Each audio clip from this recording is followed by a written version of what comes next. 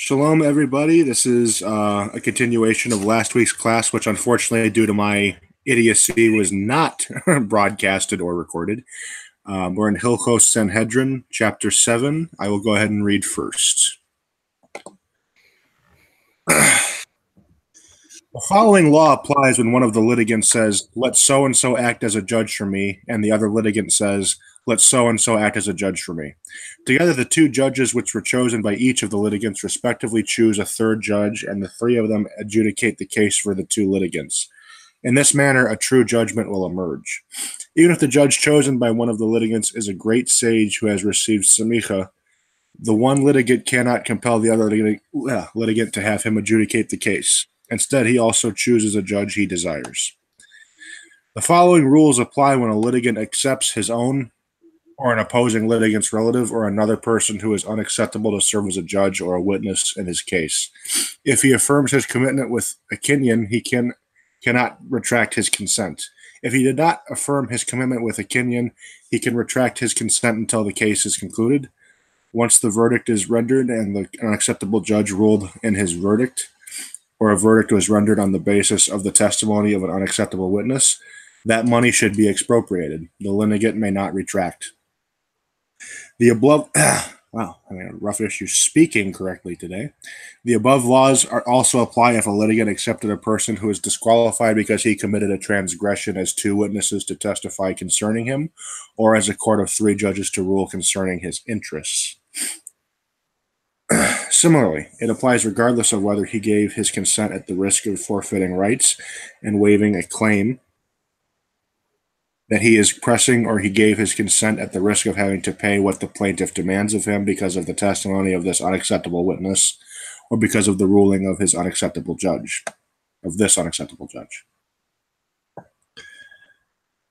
Similarly, the following rules apply when a person was obligated by a court to take an oath to a colleague, and the person to whom the oath must be given state, "Take an oath on your own life and be freed of liability," or "Take an oath on your own life that your claim is justified and I will give you everything that you claim." If he affirms his commitment with a kinyan, he cannot retract his consent. If he did not affirm his commitment with a kinyan, he can retract his consent until the case is concluded. Once the case is concluded and he took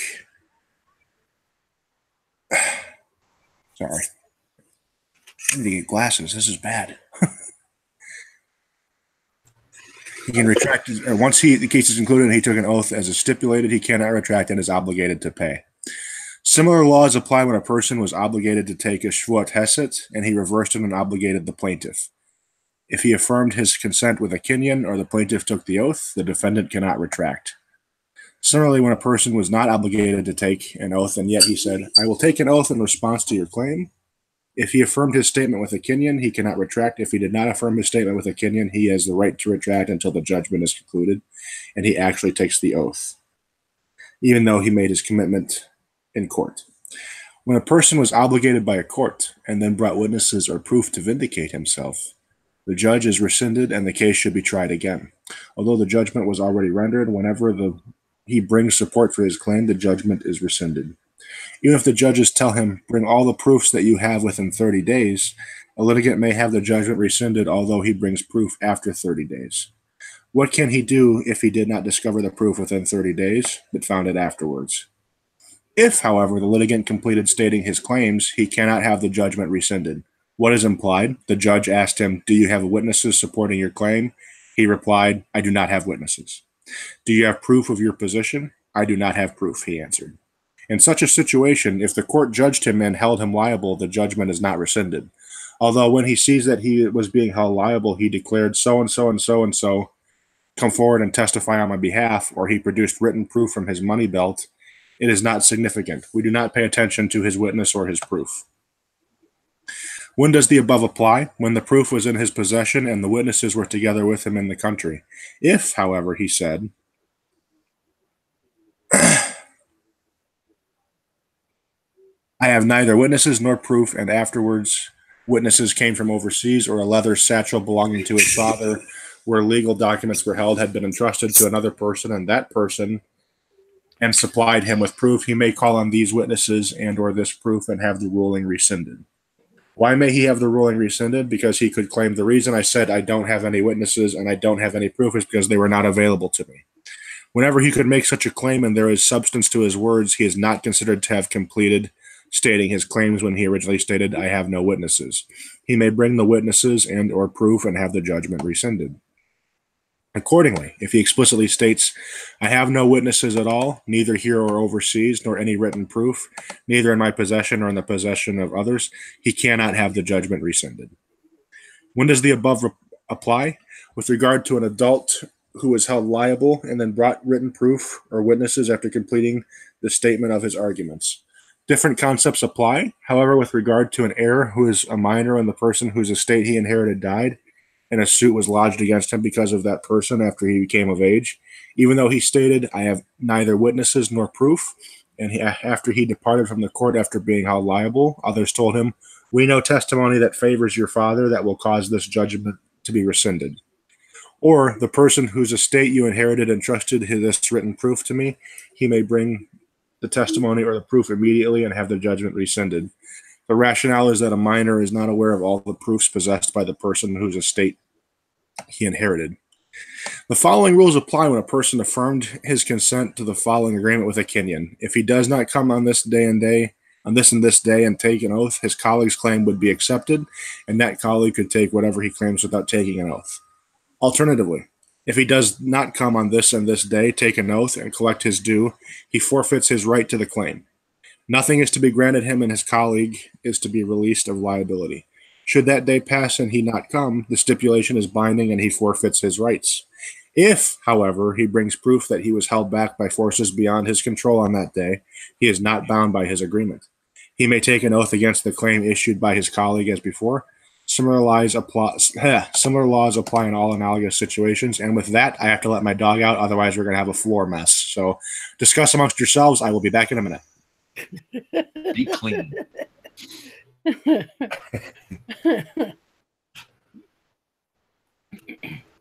See, I did all that stuff before I came in.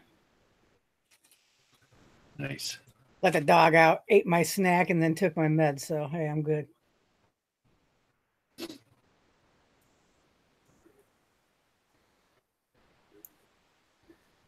Kenyan, they say, is an act that formalizes a legal transaction. I'm wondering if this is written. Oh. Did you get thrown out there in that chapter? No. I got thrown out. No, I did not. And my internet's bad here, so I might be raptured again. I'm watching him read it. I'm not in the hangout room. So no, I didn't. I was good.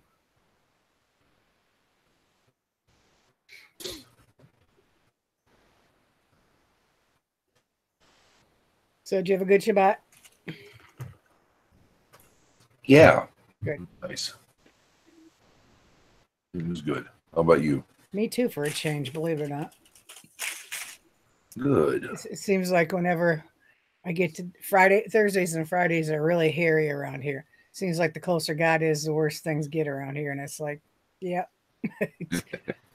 it's pretty quiet. So, for the most part anyway. So I was happy about that. We have to leave early in the morning. We're going up to the family for their holiday thing. Down south or up north? Up north. So, been packing and doing laundry and, you know. Well, I got my doctor's okay to go back to work. Starting the 8th. So she's not happy about that, but I told her, hey, look, I still need my insurance. And if you want to get paid, I suggest you let me get paid. We'll both be happy. So she's not happy about me going back to work, but she understands why. Okay, back. Sorry about that. Yeah, no, the little guy wanted to dawdle a little bit. He got his head stuck in a sewage grate outside earlier, and the little moron goes right back to it the second he goes outside. I spent half an hour getting him freed from it. Jeez. A dumb dog. I love him though. Okay, sorry. Quite all right. Questions, comments, concerns? James brought up, is the Kinyan, does it have to be written? No. No, it can be written or oral, verbal.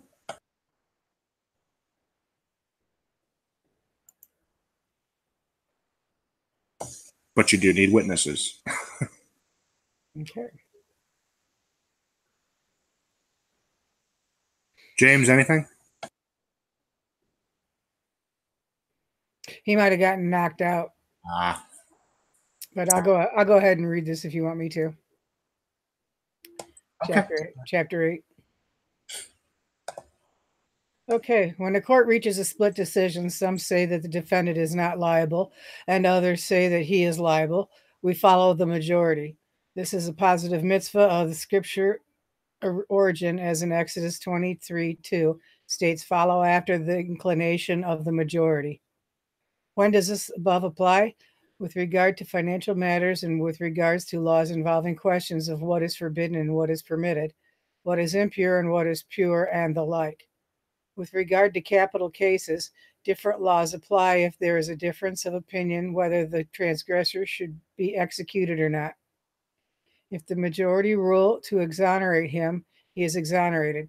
If, however, the majority rules that he is guilty, he should not be executed until there are at least 2 more judges who hold him guilty than who exonerate him.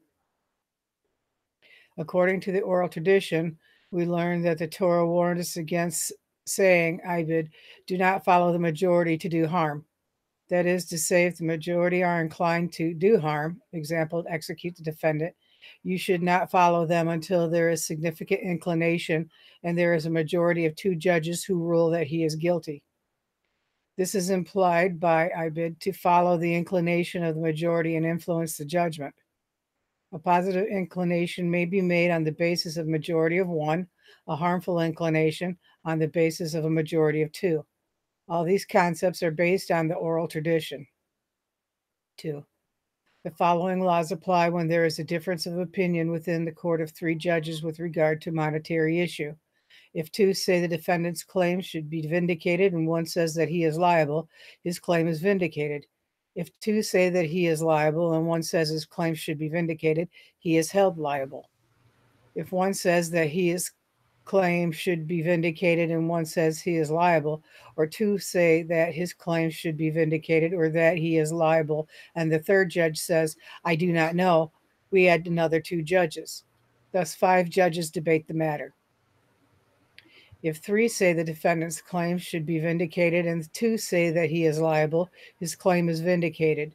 If 3 say that he is liable and 2 say his claim should be vindicated, he is held liable. If 2 say that his claim should be vindicated and 2 say he is liable, the 5th judge says, I do not know. We add another 2 judges. If, however, the 4th says his claim should be vindicated or that he is liable, and 1 says, I do not know, or 3 say his claim should be vindicated and 1 says he is liable, and the 5th one says, I do not know, we follow the majority. This applies where the judge who says, I don't know, is the same one who says, I don't know on the onset of or another individual.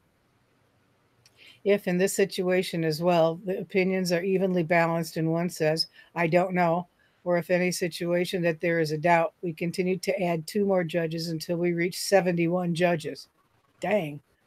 If after reaching 71, the issue is still unresolved, i.e. 35 hold him liable, 35 wish to vindicate him, and 1 says, I don't know, they debate the matter until the judge who has not made up his mind sides with one of the opinions, and thus there will be 36 who vindicate him or 36 who will hold him liable. If neither that judge or another changes his opinion, the matter remains unresolved, and the money is allowed to remain in the possession of its owner. 3. Whenever a judge says, I don't know, he is not required to explain the rationale for his statements and explanation, the reason. He is not required to explain the rationale for his statements and explain the reason why he is in doubt. In contrast, a judge who rules that a litigant's claim is vindicated must state why he vindicates the claim, or if he holds him liable, he must state why he holds him liable. This chapter's pretty straightforward. Anybody have anything? James, welcome back. Thank you. My internet's crazy, so. Yeah, I told him. That's why I went ahead and read.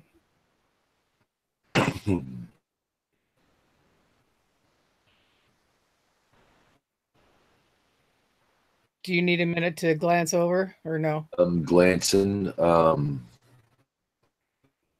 not follow the majority to do harm. That is to say that the majority are inclined to do no harm. To exclude the defendant, you should not follow him until there is a significant inclination, and there's a majority of judges who rule that he is guilty. To follow the inclination of the majority is to influence the judgment. A positive inclination may be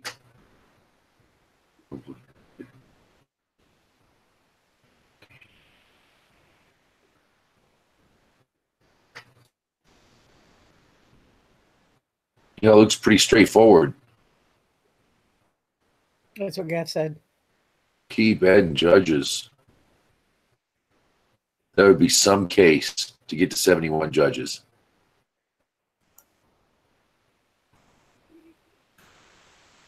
It would seem to be. Yeah. Oh, yeah.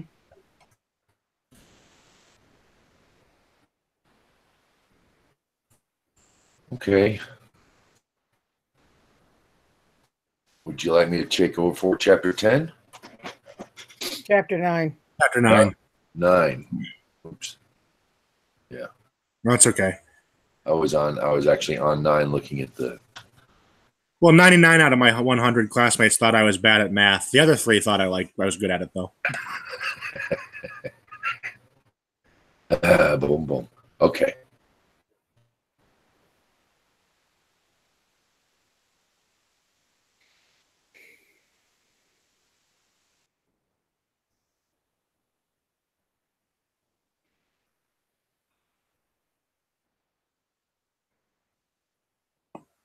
James? Uh-oh. No, he's still there. Nope, no, he's not. There he goes. I'll read. Okay. When all the judges of a sanhedrin begin their judgment of a case involving capital punishment and say that the defendant is liable, he is exonerated. There must be some who seek to exonerate him and argue on his behalf, but yet the majority hold him liable. Only then is he executed. The following rules apply when there is a difference of opinion in a minor sanhedrin. If 12 judges say that he should be exonerated and 11 say that he should be held liable, he is exonerated. If 12 say that he is liable and 11 say that he should be exonerated, or 11 say that he should be exonerated and 11 say that he is liable, and 1 says, I don't know, we add 2 judges.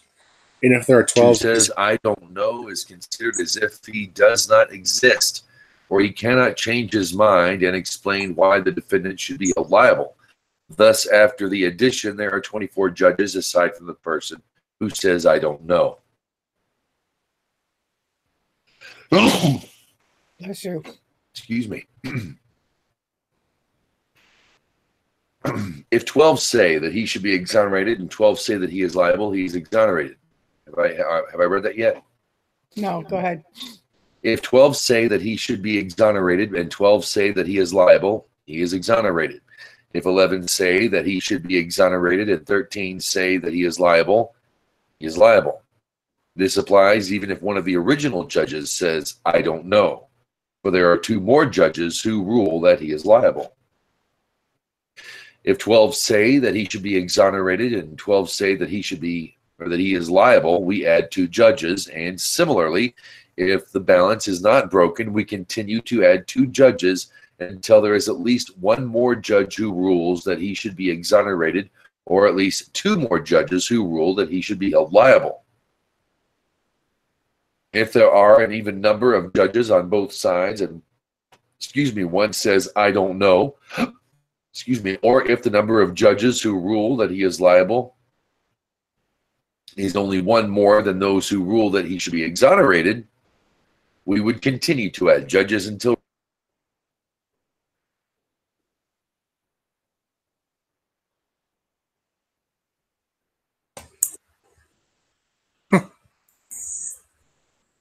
Still there, James? Yeah, he's still there.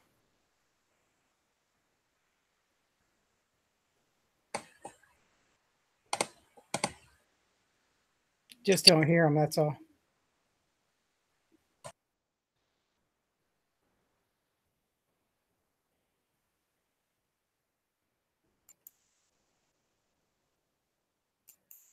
James, you're muted.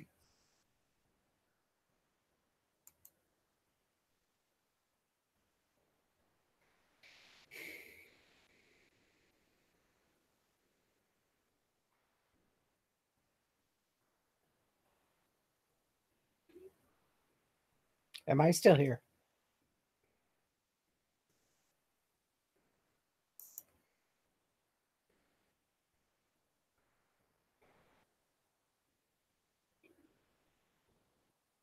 Or other matters of Torah law, we do not add judges.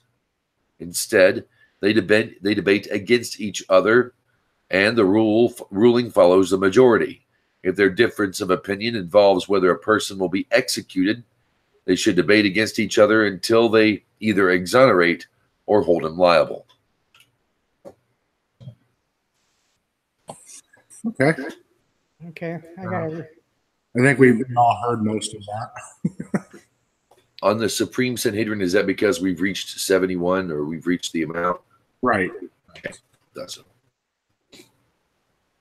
Thoughts, questions, comments, angry letters to the editor?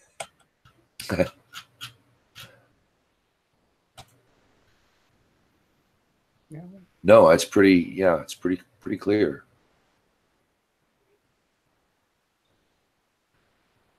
I did have a question back on 7 before I got cut off.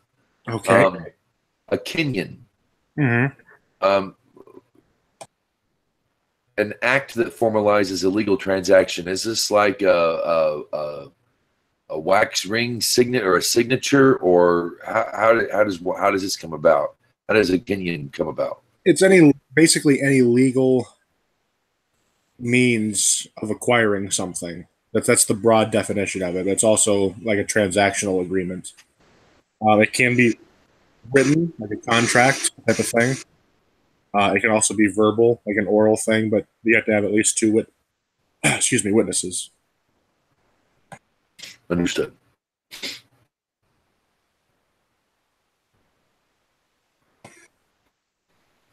Anything else? I'm good. I'm good.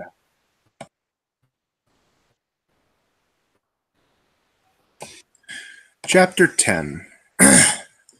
When one of the judges in a case involving capital punishment rules to acquit the defendant or to hold him liable, not because this is his own opinion which he arrived upon the basis of his own decision, but rather he was swayed after his colleagues' words, he commits a transgression, as implied by Exodus 23:2. Do not respond to a dispute with an inclination. According to the oral tradition, this command is interpreted to mean that when the judges are determining the verdict, a person should not say, "It is sufficient for me to adopt so-and-so's understanding." Instead, he should say what he thinks for himself. Included in this interdiction is a prohibition against a judge who has proposed a rationale to exonerate a defendant in a capital case to propose a rationale to convict him. This is also implied by "do not respond to a dispute with an inclination." When does the above apply? In the give and take among the judges at the time of the verdict, even the judge who had proposed a rationale or acquittal may join the others who vote for conviction. When a scholar offers a rationale for acquittal and then dies, we consider it as if he is alive and advocating this position. If a judge says, "I can offer a rationale to acquit him," and then lost the power of speech or died before he could explain the rationale for acquittal, it is as if he does not exist. When two judges mention one rationale, even if they cite different proof texts, they are only counted as one. According to the oral tradition, we learned that with regard to cases involving capital punishment, we do not ask the judge of the highest stature to render judgment first, lest the remainder rely on his opinion and not see themselves as worthy to argue against him. Instead, every judge must state what appears to him according to his own opinion. Similarly, with regard to cases involving capital punishment, we do not begin with a condemnatory statement, but rather one which points towards acquittal. What is implied? We tell the presumed transgressor, if you do not commit the transgression concerning which testimony was given concerning you, do not fear the words of the witnesses. When one of the scholars makes a statement with regard to a case involving capital punishment, I can teach a rationale which would convict him, we silence him. If he states, I can teach a rationale which will exonerate him, he is raised up and included in the sanhedrin. If his words are of substance, we heed his statements, and he never descends. If his words are not of substance, he does not descend from the court for that entire day. Even if the defendant himself says, I can teach a rationale which will exonerate myself, we heed his statements, and he is counted among the judges, provided his words are of substance.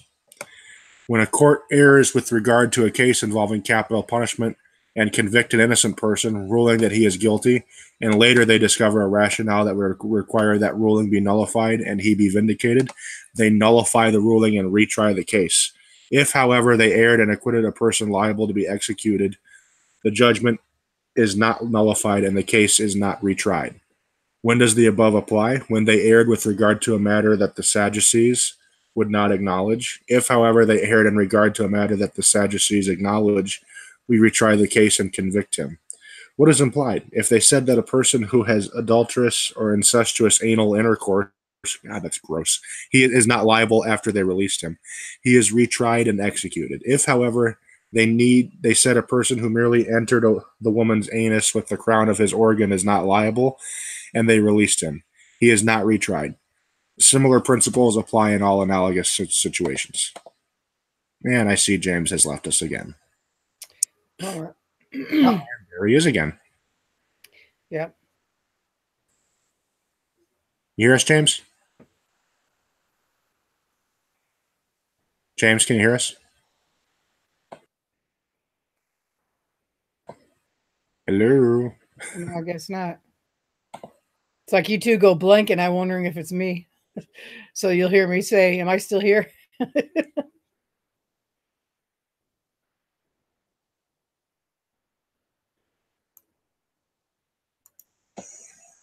Hello?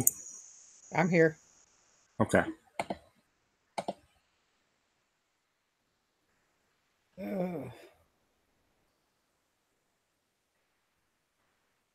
So the basically bottom one, would that apply to, say, a homosexual? It says, when is this applied? If they said that a person who is an adulterous or incestuous anal intercourse is not liable and they release him, he is retried and executed.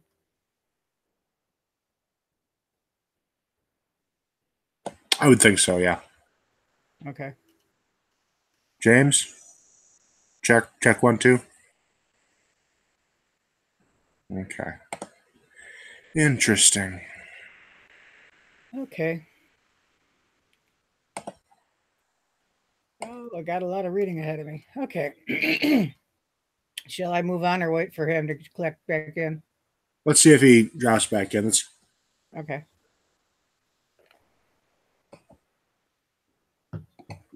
We may have to... Well, there he dropped out again.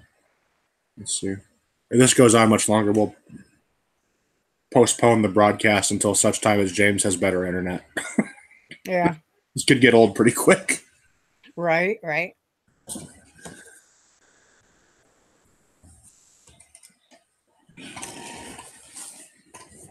Every time I lean back in this chair, it sounds like it's going to collapse.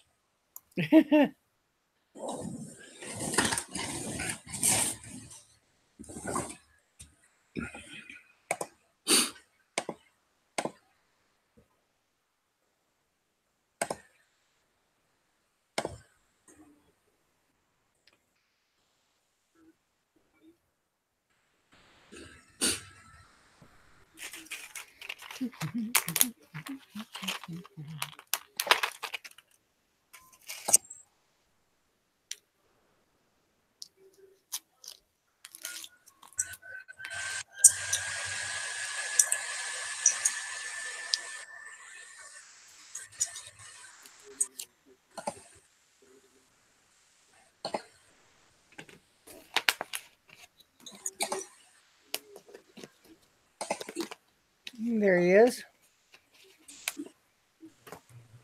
James? Hello. Hey. You all right there? I'm fine. Technologies. I restarted the router. It kicked me out twice. So hopefully we're here to stay. Okay. Okay. Did you have any questions about chapter 10 or anything that you wanted to rehash there? I would need to look at it. Okay. Yeah, go ahead. Go ahead and skim over it. Yeah. Version of-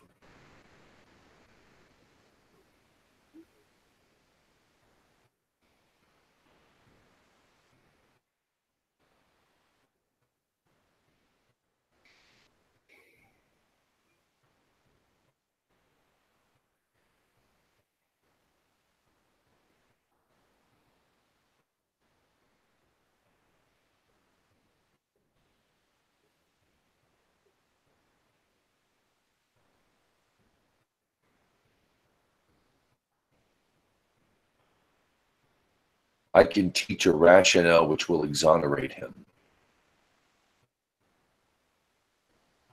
He's raised up. So if it's a serious crime, the defense speaks first. Is that what I'm getting? Yeah.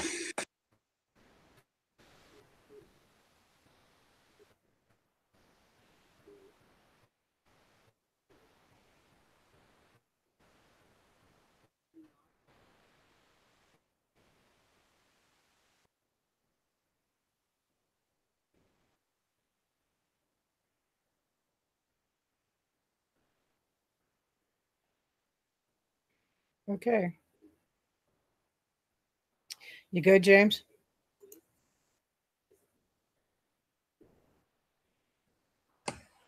James.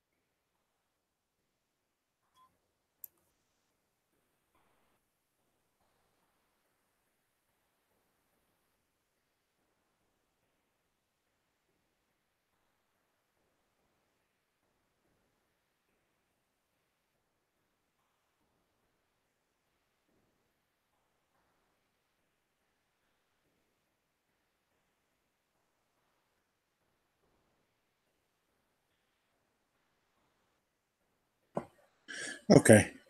I'm going to cut the broadcast. Okay. This is just, yeah, unfortunately, we're going to have to call this until another time. I'm going to stick around here in the room to kind of let James know that because I'm assuming he's probably going to try at least one more time to come back in. Right. Thanks for tuning in, everybody. Shalom. Shalom.